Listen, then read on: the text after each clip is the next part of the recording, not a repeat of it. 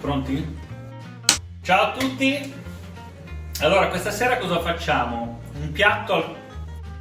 Allora, buonasera a tutti!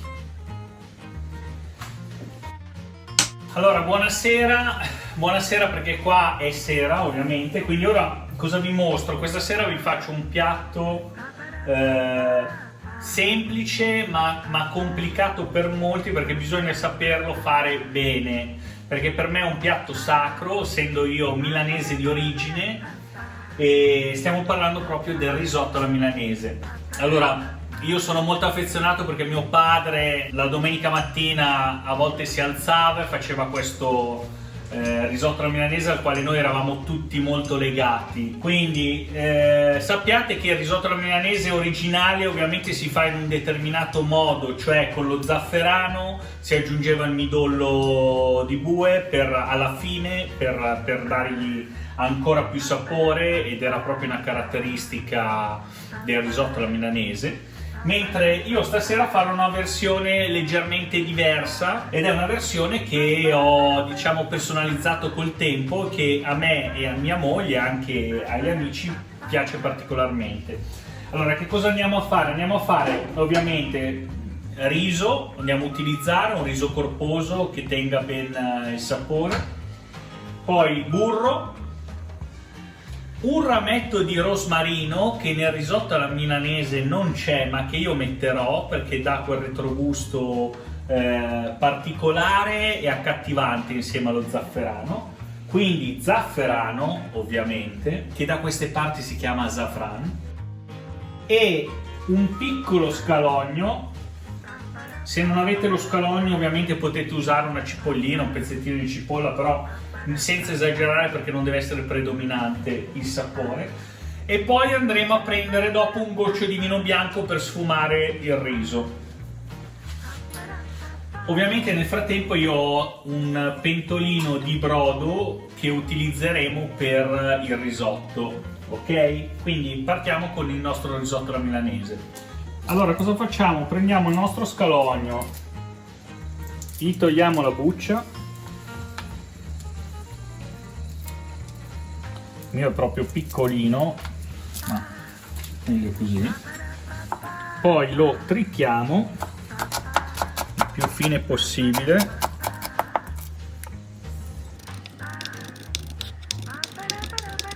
E poi iniziamo a mettere la nostra pentola con il burro sul fuoco, che come vedrete piano piano si scioglierà. Allora, adesso appena si sta sciogliendo il burro e prende caldo, iniziamo a buttare il nostro scalogno. Aspettiamo un attimino che inizi a soffriggere. Poi cosa terrete a portata di mano? Ovviamente un cucchiaio di legno, un mestolo, il rametto di rosmarino e lo zafferano, che poi vedremo. Allora, io solitamente non lo metto subito, lo metto a metà cottura, perché sì, ci sono varie teorie, chi lo mette all'ultimo, chi a metà cottura, chi all'inizio. La mia teoria è che a metà cottura va bene perché diciamo che è già in fase avanzata e secondo me il sapore rimane un po' più forte, però insomma anche se lo mettete subito non succede niente. Vedete che inizia a soffriggere lo scalogno, lo fate leggermente dorare. A questo punto, quando inizia a dorare, buttiamo il riso.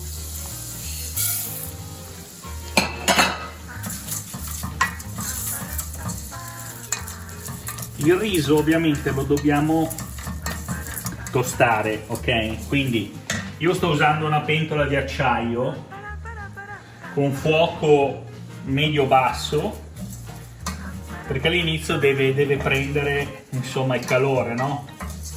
In modo che dopo un 5 minuti circa che il riso è bello caldo lo sfumiamo con il vino bianco. Nel frattempo buttiamo il nostro rametto di rosmarino, che poi una volta quasi arrivati a cottura lo toglieremo. Anche a metà cottura lo possiamo togliere perché deve rimanere solo un retrogusto di rosmarino. Ovviamente non prendete quei rosmarini flaccidi che sanno di niente, che trovate ai supermercati dentro le buste, perché ovviamente non darà quel retrogusto che vogliamo noi. Se riuscite, questo ve lo dico, se riuscite a trovare una piantina di rosmarino, tenervela in casa come tutti i vari aromi, è la cosa migliore, perché oppure adesso non so, magari avete il vostro fruttivendolo di fiducia che vi dà il rosmarino fresco, però i rosmarini tenuti da mesi nei reparti dei supermercati, che spesso non sanno di niente, diciamo che lasciano un po' il tempo che trovano. Ora andiamo di vino bianco, una leggera sfumata, sentite? Girate il vostro riso. Quando è il momento di aggiungere il brodo? Quando non sentite più l'odore di alcol, ok? Vuol dire che è sfumato completamente il vino. Continuate a girare, non lasciatelo mai fermo, perché il risotto è un po' come un bambino, va sempre curato, perché poi si rischia di bruciare. Ok, quando non sentite più il profumo di alcol, iniziate ad aggiungere il vostro brodo.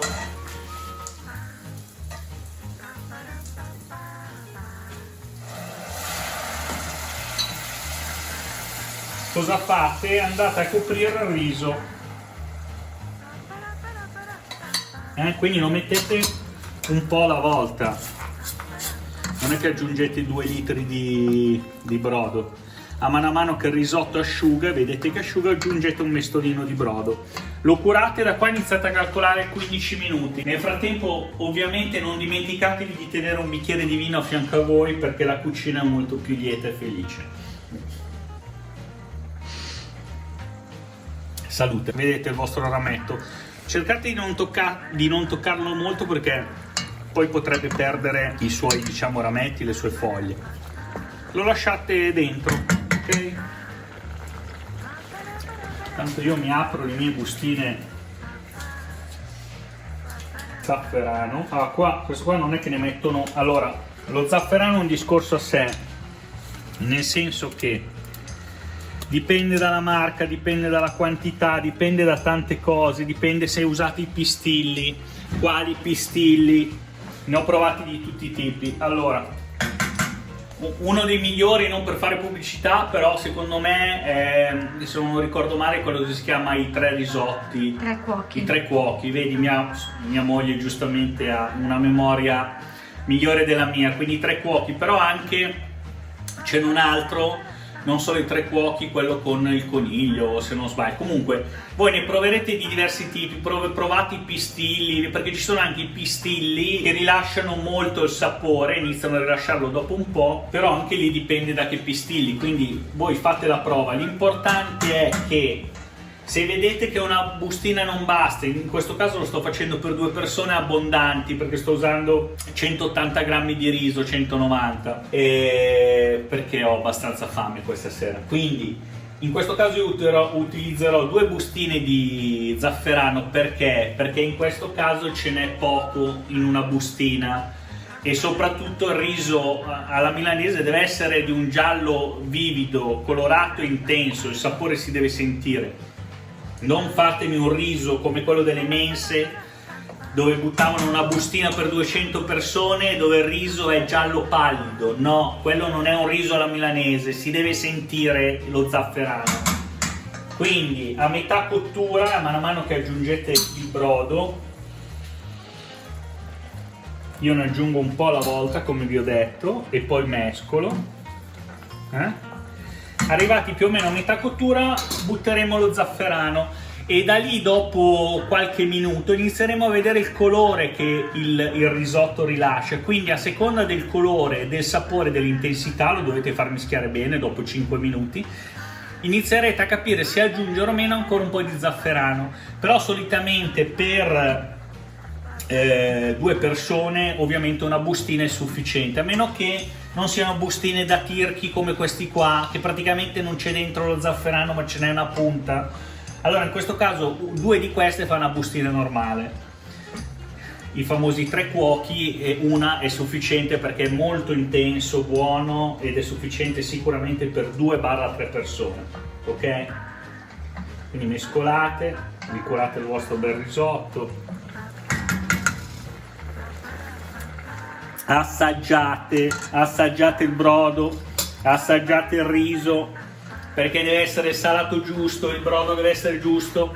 Se usate il dado, non usate un dado con 4 litri di acqua, perché quello non è brodo, quella è acqua sporca, ok?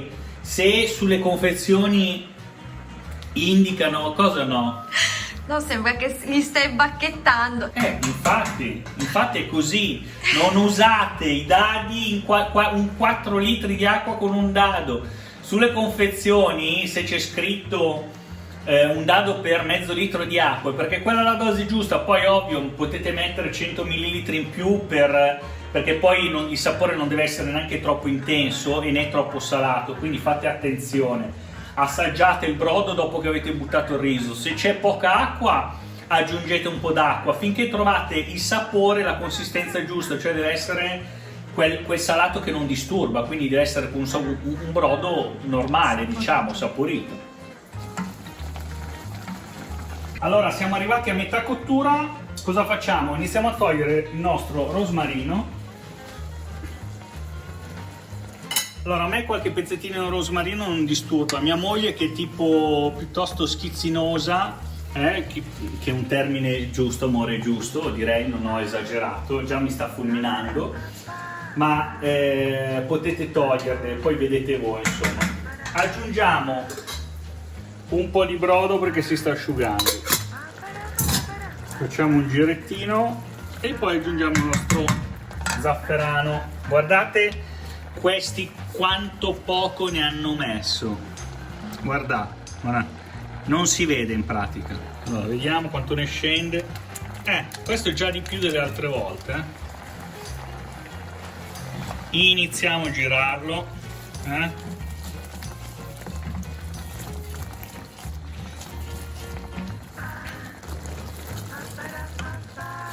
seconda bustina e via.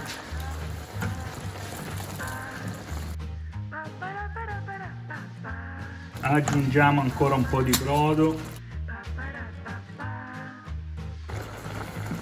Vedete il giallo? Ecco, questo giallo intenso deve essere il risotto milanese, perché poi lo andremo a mantecare di anticipo, ovviamente, con burro e parmigiano o grana padano in abbondanza. Questo me lo insegna mio padre, perché quando faceva il risotto alla milanese, ovviamente a noi piaceva il parmigiano, piaceva il grana padano, ma penso a chi non piace, a pochi, a pochissimi, e quindi la mantecatura perfetta è ovviamente fatta con burro e parmigiano o grana padano. Controllate sempre il risotto, non deve essere mai troppo asciutto. Se vedete che è troppo asciutto aggiungete un pochino di brodo, ok? Alla fine in pratica si deve asciugare, ma deve rimanere sempre quel velo di liquido per lasciarlo poi all'onda, perché mischiato con il parmigiano e il burro deve rimanere, si dice, all'onda, ok? Non troppo asciutto o secco, mi raccomando, perché altrimenti non è un risotto per definizione,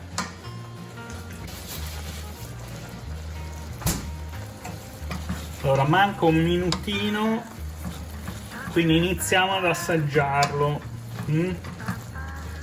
per vedere se ci va ancora brodo.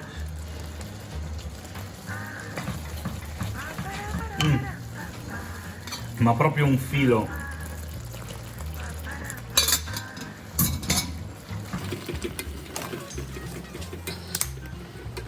Ora lo facciamo asciugare, siamo quasi alla fine.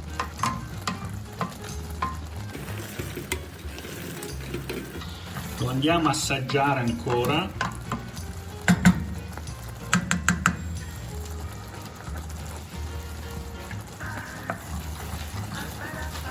Praticamente cotto. Allora ovviamente ognuno si sceglie la propria cottura, eh. A noi non piace al dente, piace cotto giusto, né troppo cotto né troppo poco. Quando vedete che praticamente c'è solo un velo di liquido ed è pronto, lo spegniamo, lo facciamo riposare a freddo, ok? Non su fornello caldo, lo facciamo riposare un attimino a freddo su un altro fornello magari o su una presina, dove volete. Iniziamo a preparare burro e parmigiano.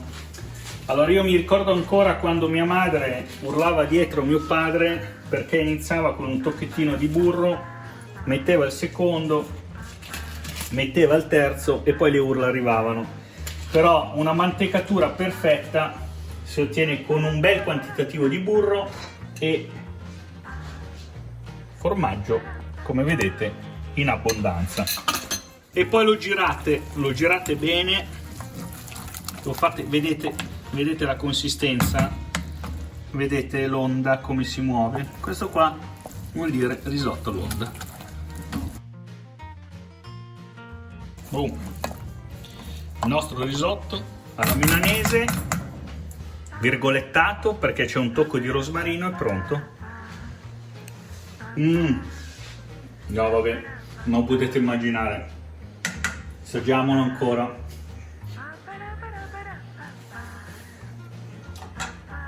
Perfetto. Ci vediamo alla prossima ricetta e non mancate perché c'è sempre qualcosa di nuovo da scoprire. Ciao a tutti!